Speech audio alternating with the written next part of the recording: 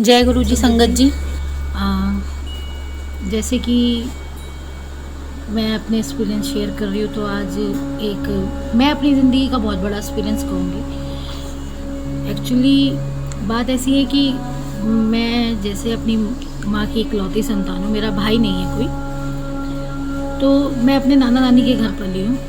तो नाना नानी के घर पलने पे मेरे अपने मामा के बच्चों से बहुत अच्छा रिश्ता बन गया। मतलब मेरे मन में कभी नहीं आया कि वो मेरे मामा के बच्चे हैं, यहाँ तक कि मैं अपने मामा को भी भाई ही कहती थी। तो जुड़ाव होता ही है, अपने रिश्तों से बहुत लगाव होता ही है, मोह के बंधन में हम बनते ही हैं। तो खैर जो भी था, तो अभी होता ऐसा है कि जब ज़िंदगी चल रही थी तो उसमें मेरे मामा गुज़र गए और पापा भी गुज़र गए। मतलब रिश्तों की बहुत कमी हो गई हमारे यहाँ, कहना चाहिए सिर्फ मैं और मेरी माँ ही रह गए, या हमारे जो फैमिली के और बच्चे वगैरह हैं वही रह गए। तो रिश्तों की कमी महसूस होती है, क्योंकि हम इंसान हैं, हमें मोह तो होता ही है। तो आज के दिन मेरे उसी भाई की सगाई हुई थी, आज से 1 साल पहले। तो हम उसकी शादी पे गई थी मैं। तो वो मुझे मतलब बहन कहते हैं, लेकिन होता है कि मेरे मन में जैसे होता है कि बहन कहते हैं, लेकिन वो चीज़ मुझे महसूस नहीं होती। जैसे एक बहन वाली जो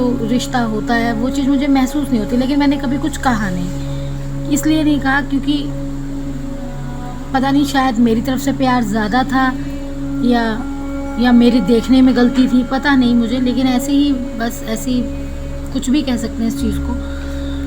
तो कुछ चीज़ों को मैं बहुत ज़्यादा महसूस करती थी, जो मैं किसी से शेयर नहीं करती थी, लेकिन महसूस बहुत होता था कि मैं तो अपनी तरफ से कभी कमी नहीं छोड़ती, लेकिन मुझे वो नहीं मिल पाता प्यार जो मुझे चाहिए। लेकिन जब से अब मेरा कनेक्शन जैसे कि गुरुजी के साथ आगे बढ़ता चला जा रहा है, स्ट्रॉन्ग होता जा रहा है, तो आज ऐसे ही एक किस्सा हुआ मेरे घर में कि बात हम याद कर रहे थे कि आज के दिन उसकी सगाई हुई थी। तो शादी पे कुछ ऐसी बातें हुई जो मैं याद नहीं करना चाहती थी, लेकिन फिर भी मेरे जहन में वो सब जिंदा हो गई, याद आने लगी। तो मन में महसूस हुआ कि काश मेरा अपना सगा भाई होता तो शायद वो सलूक मेरे साथ नहीं होता जो उस शादी पे हुआ। खैर इतना बुरा भी नहीं कह सकती, लेकिन महसूस हुई थी कुछ चीज़ें। लेकिन थोड़ी देर बाद मैंने, मतलब मेरी मम्मी भी मुझसे ये कहने लगी कि आजकल किसी के यहाँ उतना ही जाना चाहिए जितनी आपको इज्जत मिले, हमें जाना ही नहीं चाहिए था पहले, ये वो। तो मैं उन्हें तो समझाने लगी कि कोई बात नहीं, जो होना था वो हो गया, जो जैसा करे वैसा करने दो, हमें कोई गिला नहीं है। लेकिन ये चीज़ मैंने उन्हें तो समझा दी, लेकिन अपने दिल को समझाना मेरे लिए मुश्किल हो रहा था। मुझे चीज़ें याद आ रही थी। तो ये सब याद आते आते ही अचानक मैंने जब इंस्टा आईडी खोली, तो जैसे मैं गुरुजी के मैसेज देखती रहती हूँ, तो वही वाली बात कि गुरुजी कैसे पल पल हमें देखते हैं, कैसे पल पल हमारे अंग संग होते हैं। तो जैसे ही मैंने मैसेज खोला, तो मैसेज में उनका जवाब था मेरे लिए कि गुरुजी कहते हैं उन रिश्तों से दूरियां ही अच्छी हैं जिन्होंने तुम्हारी कदर नहीं की। तो मुझे मेरी बात का जवाब मिल गया। मतलब वो चीज़, ये बातें मुझे पिछले कई सालों से परेशान कर रही थी। मैं कई बारी रात को बैठ के सोचती थी इन बातों को। अक्सर मेरे को रात को नींद नहीं आती, बहुत कम नींद आती है, क्योंकि पास्ट में कुछ चीज़ें ऐसी घटी हुई हैं जिन्हें मैं जाहिर तो नहीं कर पाती अपनी फैमिली को, लेकिन जब मैं रात में अकेली लेटती हूँ तो वो चीज़ें मेरे मन में बहुत घूमती हैं। लेकिन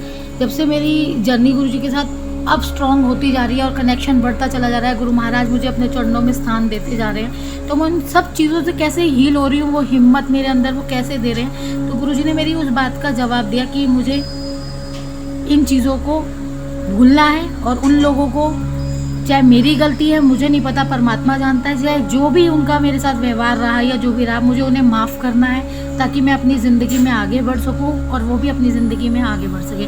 बाकी जो सारा फैसला मालिक ही करता है, मालिक ही करेगा, मेरी कोई औकात नहीं है। और ऐसे ही आज एक बात और हुई कि मेरी जो रात को अमृत वेला करती हैं, तो जब वो अमृत वेला करती है तो नेचुरल उनकी थोड़ी नींद पूरी जैसे नहीं हो पाती, और हम भी उन्हें कुछ नहीं कहते। पहले तो हम कहा भी करते थे कि आप सो जाया करो, ऐसे नहीं करना चाहिए, इससे सेहत ख़राब हो जाएगी। लेकिन जब से मैंने मतलब गुरुजी का सत्संग वगैरह सुने, लोगों के एक्सपीरियंस जो वो शेयर करते हैं वो सुने, तो उन्होंने ये कहा कि गुरुजी कहते हैं कि कभी भी किसी को भी मतलब हमें रोकना नहीं चाहिए, सबकी अपनी एक जर्नी है। तो हमने उन्हें कहना टोकना बंद कर दिया, और हमने यही सोचा कि अगर ये कर रही हैं तो इसके बहाने शायद हम भी स्पिरिचुअल हो रहे हैं और पॉजिटिविटी हमारे घर में आ रही है। तो ऐसे ही आज वो दिन में जब सोई हुई थी और मैं जैसे ही मतलब घर से बाहर गई हुई थी, घर में आई तो उन्होंने मुझे बताया कि मैंने ना अभी बुरा सपना देखा है कि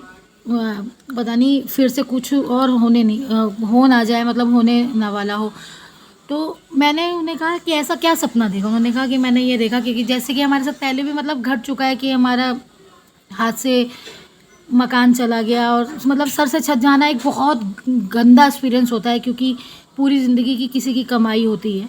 मैं तो नहीं कहूँगी कि मेरी कमाई थी, मेरे मम्मी पापा की थी, वो जो भी रहा, जो भी उसकी वजहें बनी, उस पर मैं चर्चा नहीं करूँगी, पहले सत्संग में कर चुकी हूँ थोड़ी बहुत।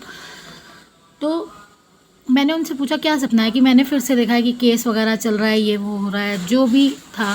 तो मैंने उन्हें समझाया कि कुछ भी बुरा नहीं होगा, अब हमारे साथ गुरुजी हैं और हम गुरुजी की छत्र छाया में हैं, तुम बुरा सोचो ही मत, पॉजिटिव रहो। तो मैं जैसे कि ये वो तो मतलब वो टच स्क्रीन फ़ोन वो नहीं चलाती हैं, तो मैं ऐसी जब ये चीज़ अपने मन में लेके मतलब फ़ोन लेके बैठी हुई थी, तो मेरे सामने ऐसे ही एक और मैसेज चेक करते करते आया कि बुरे सपने से घबरा नहीं। ये जो भी था, मतलब उन्होंने पंजाबी में था, मेरी पंजाबी इतनी अच्छी नहीं है, कि ये चीज़ सूली की तरह थी जो मैंने कंडे वाकुन कर दी।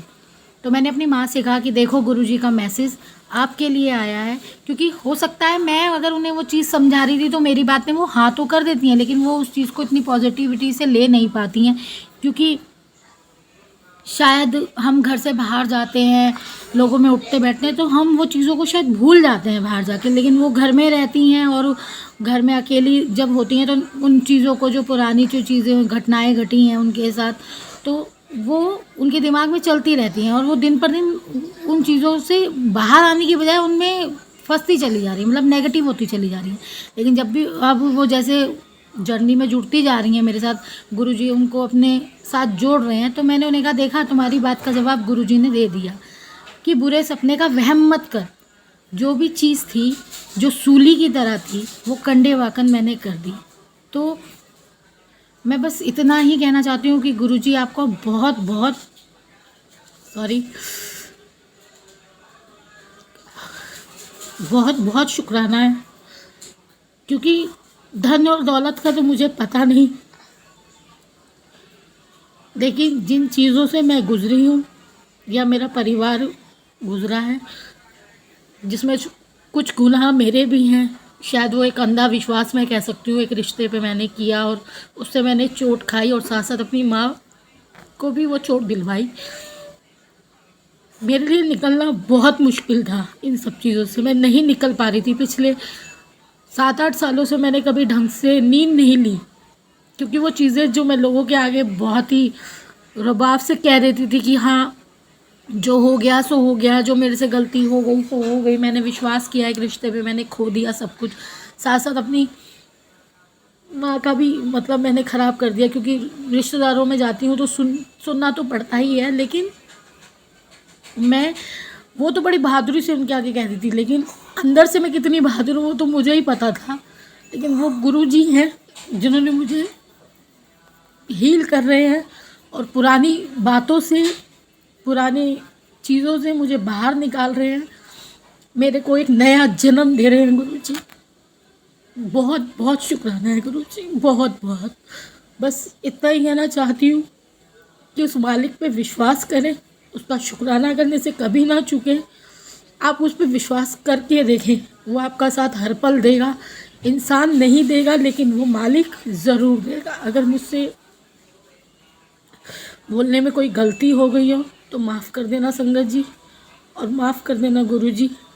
और सॉरी थोड़ी इमोशनल हो गई हूँ।